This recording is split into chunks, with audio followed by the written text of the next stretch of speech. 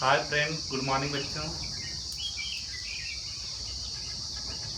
Math, आज आपको math में अवकलन के बारे में पढ़ाया जाएगा। इससे पहले वाले वीडियो में आपको अवकलन के बारे में थोड़ा सा समझाया गया था। अब यहाँ पर आपको सटीक समझाया जाएगा जिससे आपको अवकलन अच्छी तरह से आ जाए। अवकलन क्या करता है, इसका मेन मकसद क्या है, इससे क्या होता है ये समझिए। अवकलन किसी भी वक्र का ढाल बताता है, किसी वक्र की स्थिति को प्रदर्शित करता है। मान लेते हैं यहाँ पर ये वक्र है। अब अगर इसको y बराबर एफ ऑफ एक्स लिया जाए, फंक्शन को, फलन को मेरा हमेशा क्या है, y बराबर एफ ऑफ एक्स के रूप में ही लिखा जाता है। अब इसका अवकलन करना है। जब अवकलन कर देंगे इसका तो क्या बताएगा, ढाल। अवकलन करने के बाद ये क्या बताएगा, ढाल को प्रदर्शित करेगा। लेकिन इसका ढाल प्रत्येक बिंदु पर अलग अलग होता है। मान लीजिए यहाँ पर ऐसे एक स्पर्शिक खींच दिया गया, यहाँ पर ढाल अलग होगा। अगर यहाँ पर एक स्पर्शिक खींच दिया गया तो यहाँ पर ढाल अलग होगा। इसको क्या बोलते हैं, ढाल। इसको क्या बोलते हैं बच्चों, ढाल बोलते हैं। तो किसी भी फलन का, फलन जो होता है वक्र के रूप में होता है। वह वक्र किसी भी तरह हो सकता है, गोला भी हो सकता है, वृत्त भी हो सकता है, परवलय भी हो सकता है, अतिपरवलय भी हो सकता है। तो यहाँ पर दीर्घवृत्त भी हो सकता है। तो यहाँ पर आपको किसी भी वक्र का जब अवकलन करते हैं तो उसका अलग अलग बिंदु पर क्या बताता है, ढाल बताता है, स्थिति को बताता है। तो सबसे बढ़िया तरीका क्या है कि अवकलन क्या है, किसी भी वक्र की स्थिति को प्रदर्शित करता है या उसकी ढाल को बताता है। अब यहाँ पर आपको बताएंगे अवकलन कैसे होगा। किसी भी फलन का, फलन जो होता है वही वक्र है। सवाल जितने पढ़ोगे मैथ में अवकलन समाकलन के, वो सब क्या है, फंक्शन है, फलन है। उन्हीं का हमें अवकलन भी करना है, समाकलन करना है, लिमिट एंड कंटिन्यूटी निकालना है, रोले परमिट प्रोवाइड करना है। तो यहाँ पर देखिए किसी भी फलन का अवकलन एक से अधिक बार होता है। अवकलन एक बार नहीं होता, अवकलन एक से अधिक बार होता है। अगर अवकलन बताए एक बार होता है, ये गलत है। अवकलन एक से अधिक बार होता है। चलो देखते हैं, एक फंक्शन लेते हैं और देखते हैं कि अवकलन एक से अधिक बार होता है कि नहीं होता। यहाँ पर पहला क्वेश्चन दिया गया है, y इक्वल टू मान लेते हैं sign x square, sign x square. अब इसमें देखते हैं अवकलन एक बार होता है कि एक से अधिक बार होता है। चलो अब देखिए इसमें अवकलन किसके सापेक्ष होगा। यहाँ पर देखिए इसको हम दो तरह से लिख सकते हैं। y बराबर साइन एक्स स्क्वायर लिख सकते हैं। y क्या शो करता है, y शो करता है फलन को। फलन क्या होता है, फलन होता है मुखिया। किसी परिवार का मुखिया क्या कहलाता है, फलन। और यहाँ पर जो इसके आगे दिए होते हैं चर अचर संख्याएं, जो मिश्रण इनका दिया होता है, ये कहलाते हैं बच्चे। तो ये मुखिया होता है। तो क्या मुखिया में इसके गुण प्रदर्शित नहीं होंगे, होंगे। जब मुखिया है तो उनके बच्चों का गुण मुखिया में जरूर होगा कुछ ना कुछ। तो बताइए इसमें अगर x है तो क्या इसमें x होगा, है। देखो इसको कैसे लिखेंगे, y को हम एफ ऑफ एक्स भी लिखते हैं, यहाँ पर दिया गया है ना। तो y को हम ये भी तो लिख सकते हैं, y के स्थान पर एफ ऑफ एक्स लिख सकते हैं, नहीं लिख सकते हैं। यहाँ पर हो जाएगा साइन एक्स स्क्वायर, ये तो रहेगा ही। अब बताइए एफ ऑफ एक्स जो कि y के स्थान पर लिखा गया है, इसमें x है कि नहीं है। तो इसी तरह y में भी x छुपा होता है। जैसे y के स्थान पर एफ ऑफ एक्स लिखते हैं तो x इसमें छुपा हुआ है, उसी तरह इसमें भी x छुपा हुआ होता है। जब अवकलन करते हैं तो इसका अवकलन कभी भी शून्य नहीं करते हैं। इसका अवकलन क्या हो जाएगा, dy बाई dx हो जाएगा। इसका अवकलन कभी शून्य मत करना। नहीं, आप लोग सीखे हैं कि d बाई dx अगर किसी अलग संख्या का अवकलन किया जाए तो उसका क्या आता है, शून्य आता है। चलो दिखाते हैं किसी अलग संख्या का अवकलन शून्य कैसे आएगा, d बाई dx।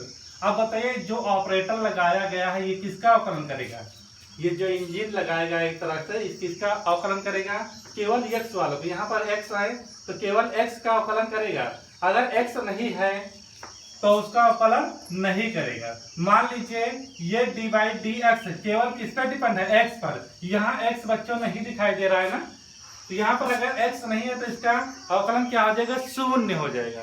अगर कहीं पर भी x होता तो अवकलन शून्य नहीं होता, अब x का अवकलन हो जाता और ये वाली संख्या बाहर हो जाएगी। लेकिन इसको प्रूव करेंगे ये शून्य कैसे आएगा। तो आप लोग जानते हैं किसी की घात अगर शून्य लगा दिया जाए तो उसका मान होता है 1। तो यहाँ पर हम a मल्टीप्लाई 1 अपने मन से लिख सकते हैं, नहीं, a एकदम a हो जाएगा। चलो देखते हैं d बाई डी एक्स ए, और यहाँ पर एक के स्थान पर लिख सकते हैं x पावर शून्य, ये होगा। अब देखिए ये हमारा ऑपरेटर जो दिया गया किसका अवकलन करेगा, केवल इसका अवकलन करेगा, इसका अवकलन नहीं करेगा क्योंकि इसमें कहीं x नहीं है। तो ये जिसमें x नहीं होता वो बाहर आ जाता है और जो x है वो अंदर रहेगा। अब देखिए इसमें कौन सा फार्मूला लगाएंगे, d by d x power n वाला फार्मूला लगाएंगे। ये फार्मूला क्या होता है, n x power n minus 1 होता है, ये इसका फार्मूला होता है। इसी तरह अब देखिए n के स्थान पर यहाँ पर क्या दिया गया, 0, n के स्थान पर क्या दिया गया है, 0। तो 0 आगे लाएंगे तो क्या हो जाएगा, 0 आगे आएगा और x 0 में से कितना कम करेंगे, n में से 1 कम करते हैं। उसी तरह n के स्थान पर 0 है तो 0 में से 1 कम कर देंगे। तो यहाँ पर a मल्टीप्लाई 0 और यहाँ पर आ गया x पावर माइनस 1। अगर किसी भी संख्या में चाहे जितनी बड़ी संख्या हो अगर 0 से गुणा किया जाए तो पूरा होता है शून्य। तो इसका मतलब अगर कोई अंक दिया गया है केवल जिसमें x नहीं है, या कोई अचर संख्या दी गई है जिसमें x नहीं होता है, तो उसका अवकलन हमेशा क्या है, डायरेक्ट आप लोग शून्य करेंगे। यहाँ पर आपको प्रूव करके मैंने बता दिया कि इसी तरह शून्य होता है, तो कोई दिक्कत नहीं होनी चाहिए। चलो अब इसका अवकलन करने जा रहे हैं। देखिए यहाँ पर क्या दिया गया, y साइन एक्स स्क्वायर। देखिए इसमें क्या लिखा है फंक्शन में, x लिखा है तो अवकलन किसके सापेक्ष होगा, x के सापेक्ष होगा। तो यहाँ पर अवकलन किसके सापेक्ष करेंगे, x के सापेक्ष। x के सापेक्ष अवकलन करने के लिए कौन सा ऑपरेटर यूज करते हैं, d बाई डी एक्स लगाते हैं। तो दोनों पक्षों में लगाया जाएगा ऑपरेटर। तो यहाँ पर y equal to sine x square, यहाँ पर भी operator d by d x लगाएंगे, यहाँ पर भी d बाई डी एक्स। अब बच्चों आप लोग देखिए अभी यही गलती कर जाते हैं बच्चे। अब देखो d बाई डी एक्स है यहाँ पर, लेकिन क्या यहाँ पर कोई x है, नहीं है, तो बच्चे कर देते हैं 0। लेकिन ऐसा नहीं होता क्योंकि आपको बता दिया गया y के बराबर f ऑफ x होता है। f ऑफ x में जैसे x है इसी तरह इसमें x छुपा हुआ होता है। घर का मुखिया है तो इसका व्यवहार x से मिलता जुलता है। जब इसका व्यवहार x से मिल रहा है तो इसका अवकलन कभी भी शून्य मत करना, ठीक है, क्योंकि ये क्या है, फलन। अब फलन का अवकलन शून्य नहीं होता है, क्यों, क्योंकि इसमें x छुपा है।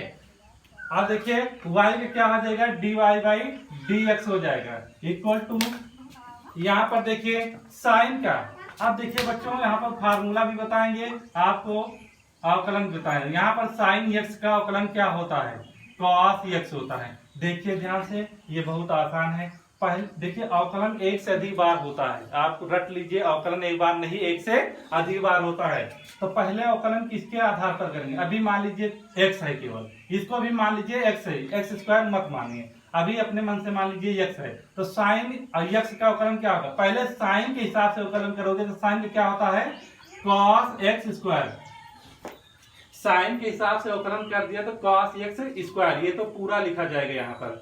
अब देखिए साइन के आधार पर अवकलन हो चुका है तो साइन को ढक लेंगे। अब किसकी बारी है, एक्स स्क्वायर की बारी है ना, क्योंकि एक बार अवकलन हुआ, एक बार अवकलन संभव नहीं होता, एक से अधिक बार ही संभव है। तो एक बार अवकलन करेंगे तो इतना आएगा, लेकिन जो अभी इसमें बीच में बचा इसका भी अवकलन करते हैं तो यहाँ पर एक्स स्क्वायर आएगा। अब देखिए यहाँ पर cos एक्स स्क्वायर। अब देखिए ये कौन सा फार्मूला यहाँ पर लगेगा, देखिए x power n, x power 2, n के स्थान में कितना बच्चों 2, यहाँ पर 2 आगे कर लेंगे, एक्स पावर 2, 2 में से 1 कम, मतलब n में से अगर 1 घटाते हैं तो यहाँ पे 2 में से 1 घटा देंगे। तो यहाँ पर देखिए अगर कोई अंक आता है तो उसको आगे कर लेते हैं, इसको याद रखिएगा, लगाने का तरीका है। अंक आता है तो उसको आगे कर लेंगे। अब यहाँ पर x पावर 2 में से गया 1, x पावर 1 हो, और यहाँ पर क्या है cos x स्क्वायर। किसी भी संख्या की पावर अगर 1 है तो उसको ऐसे ही लिख सकते हैं, जैसे t की पावर 1 कर दिया जाए तब t ही लिखेंगे। x पावर 1 का मतलब x एक बार लिखा जाए, तो यहाँ पर भी तो एक ही बार है, तो x पावर 1 लगाओ या ना लगाओ एक ही चीज है। तो यहाँ पर क्या आ जाएगा 2x cos x स्क्वायर, ये हल हो गया। तो यहाँ पर आप लोग देख चुके हैं, ठीक है बच्चों, ये आपको समझ में आ गया होगा। एक और क्वेश्चन देखते हैं, दूसरा यहाँ पर। अब देखिए ये जो फलन दिया गया था, जब यहाँ पर हमने ऑपरेटर लगा दिया d/dx, तो इसने क्या कर दिया, इसको चर्चा जोत दिया। अब यहाँ पर अगर जोत दिया तो ये ऑपरेट हो गया, अब इसका आ गया आंसर, ठीक है। इसी तरह यहाँ पर अगला सवाल देखते हैं, y = e की पावर t स्क्वायर। इस तरह क्वेश्चन देखते हैं। अब बताइए बच्चों, आप लोग सोच के बताइए, ये किस प्रकार का मुखिया है, ये किस पर निर्भर है, बताइए जल्दी से। ये किस प्रकार का मुखिया है, जल्दी बताइए। x का मुखिया है कि t का मुखिया है?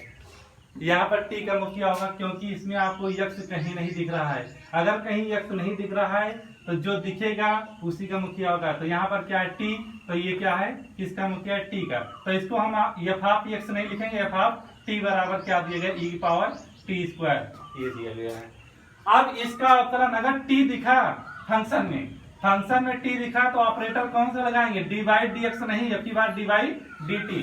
फंक्शन में जो चर संख्या दिखेगी उसी के सापेक्ष अवकलन किया जाएगा। अगर थीटा है तो d/d थीटा ले लेंगे, अगर t है d/dt लगाएंगे, अगर x है d/dx लगाएंगे, अगर यहाँ पर z होता तो d/dz लगा देते हैं। मतलब जो चर संख्या इसमें भाग लेगी फंक्शन उसी पर डिपेंड करेगा और उसी के सापेक्ष यहाँ पर क्या हो जाएगा, अवकलन हो जाएगा। तो यहाँ पर अवकलन करेंगे किसके सापेक्ष, t के सापेक्ष, तो लिखेंगे नहीं, कोई जरूरत नहीं है। यहाँ पर d/dt, ये दोनों तरफ हम ऑपरेटर अर्थात इंजन को लगा देते हैं। अब ये क्या कर देगा, ऑपरेट कर देगा, dt e की पावर t स्क्वायर। ध्यान से देखिएगा बच्चों, आसान है। देखिए y का अवकलन कितना होगा, 0 नहीं होगा। बच्चे सोच रहे होंगे सर जी यहाँ t है, यहाँ पर तो कहीं t दिख ही नहीं रहा। अगर कहीं t नहीं दिखता तो उसका अवकलन 0 होता, लेकिन ऐसा नहीं है, इसमें t छुपा हुआ फंक्शन है, तो इसलिए इसका क्या हो जाएगा, dy/dt = e की पावर। देखिए यहाँ पर फार्मूला भी लिख दे रहे हैं साथ में, d/dt। अगर e की पावर t दिया गया तो इसका अवकलन क्या होता है, e की पावर t होता है। तो इसी तरह मान लीजिए e की पावर, ये अभी पूरा क्या है, t, इसको ढक लीजिए। अभी मान लीजिए पूरा क्या है, t है, तो e की पावर t, अभी स्क्वायर मत मानिए, अपने मन से सोच लीजिए पूरा क्या है, पूरा t है, तो e की पावर t का अवकलन क्या हो जाएगा, वही होगा जितना लिखा गया है।